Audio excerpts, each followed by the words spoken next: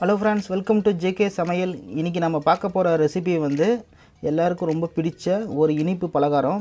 என்னென்னா சக்கரவள்ளி கிழங்குல செய்யக்கூடிய சக்கரவள்ளி கிழங்கு பணியாரம்.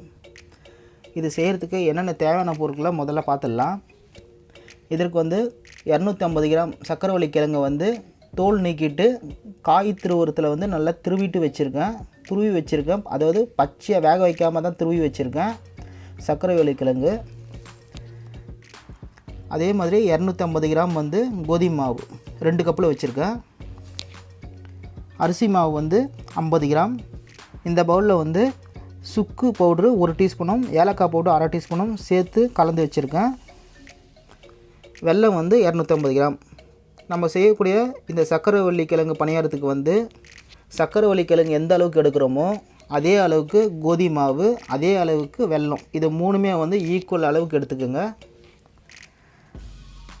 இது கூட சோடா மாவு 1/2 டீஸ்பூன். நீங்கள் விருப்பப்பட்டால் சேர்த்துக்கோங்க, இல்லைன்னா கூட பரவாயில்ல. இது இல்லாமல் நம்ம பணியாரம் செய்கிறதுக்கு நெய் தேவைப்படும். இவ்வளோதாங்க நம்ம சக்கரவள்ளி கிழங்கு பணியாரம் செய்கிறதுக்கு தேவையான பொருட்கள். இப்போ நம்ம எப்படி செய்யலான்றதை பற்றி பார்க்கலாம். இப்போ முதல்ல என்ன பண்ணலாம், நம்ம எடுத்து வச்சுருக்க இந்த வெல்லத்தை கரைச்சி எடுத்துக்கலாம்.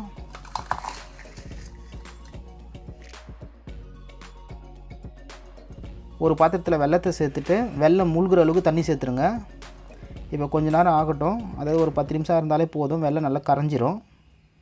இப்போது ஒரு பவுல் எடுத்துக்கோங்க, நல்லா பெரிய பவுலாக எடுத்துக்கோங்க. அதில் நம்ம துருவி வச்சுருக்க இந்த சக்கரவள்ளி கிழங்கு சேர்த்துருங்க. இது வேக வைக்காத பச்சை கிழங்கு இது. இப்போ கோதுமை மாவு சேர்த்துருங்க.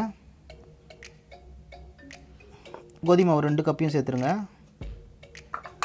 அரிசி மாவு 50 கிராம், அதையும் சேர்த்துருங்க. அடுத்தது சுக்கு ஏலக்காய் பவுட்ரு 2 சேர்ந்தது, அதையும் சேர்த்துருங்க. 2 சேர்ந்தது 1.5 ஸ்பூன் அளவுக்கு இருக்குது. அதாவது சுக்கு 1 டீஸ்பூன், ஏலக்காய் பவுட்ரு 1/2 டீஸ்பூன், சமையல் சோடா 1/2 டீஸ்பூன் சேர்த்துருங்க. இது நீங்கள் விருப்பப்பட்டால் சேர்த்துக்கலாம். இது நீங்கள் சேர்க்கும் போது பணியாரம் நல்லா உப்புலாக சாஃப்டாக வரும். அதுக்காக தான் நம்ம சோடா மாவு சேர்க்குறோம். இப்போ இது வரைக்கும் சேர்த்து நல்லா கலந்து விட்டுருங்க.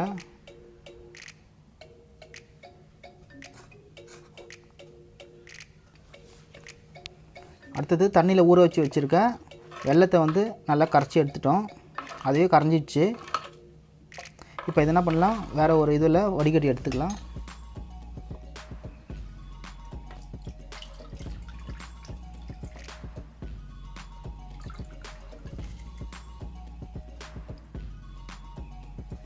இப்போ கரைச்சிட்டு வடிகட்டி வச்சுருக்க இந்த வெள்ளை கரைசலை இந்த மாவுலேயே சேர்த்து பிசைஞ்சு எடுத்துக்கலாம்.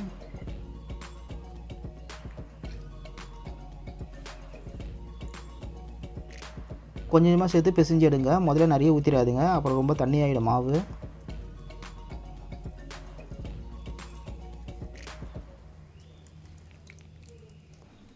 பாருங்கள், கரைக்கிற மாவு இந்த மாதிரி கரைச்சிக்கணும். அதாவது இட்லிக்கு மாவு எந்த அளவுக்கு நம்ம தண்ணி ஊற்றி கரைப்போமோ அந்த பதத்தை கரைச்சி எடுத்துக்கோங்க. அடுத்தது பணியார பாத்திரத்தில் எல்லாம் குழிலையும் நெய் சேர்த்துருங்க. நம்ம எண்ணெய் போட்டு கூட செய்யலாம், ஆனால் நெய் போட்டு செய்யும்போது நல்லா டேஸ்ட்டாகவும் வாசனையாகவும் இருக்கும். அதனால் நெய் போட்டு செய்யுங்க. இப்போ ஸ்டவ் மீடியம் ஃப்ளேம்லேயே வச்சுக்கோங்க. இப்போ மாவை எல்லாம் பணியாரக்கல்லையும் சேர்த்துருங்க.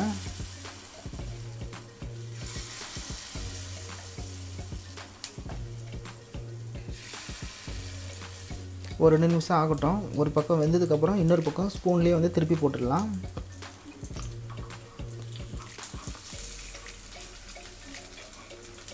இந்த மாதிரி இன்னொரு பக்கம் ஸ்பூனில் திருப்பி விடுங்க.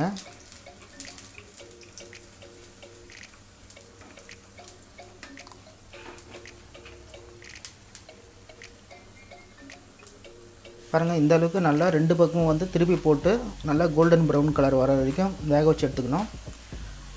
இப்போ பணியாரம் ரெடி ஆகிடுச்சு.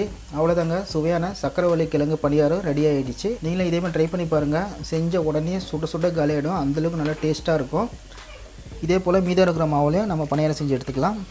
ஃப்ரெண்ட்ஸ், இந்த வீடியோ உங்களுக்கு பிடிச்சிருந்தா இந்த வீடியோவை லைக் பண்ணி ஷேர் பண்ணிவிடுங்க. நமது ஜேகே சமையல் சேனலை இது வரைக்கும் நீங்கள் சப்ஸ்கிரைப் பண்ணாமல் இருந்தீங்கன்னா மறக்காமல் சப்ஸ்கிரைப் பண்ணிவிட்டு கூட வர பெல் பட்டன்லையும் ஆல் என்ற ஆப்ஷனை செட் பண்ணி வச்சிட்டிங்கன்னா நம்மளோட ஒவ்வொரு அப்டேட்டையும் நீங்கள் மிஸ் பண்ணாமல் பார்க்கலாம். மீண்டும் அடுத்த வீடியோவில் சந்திக்கலாம். தேங்க்ஸ் ஃபார் வாட்சிங்.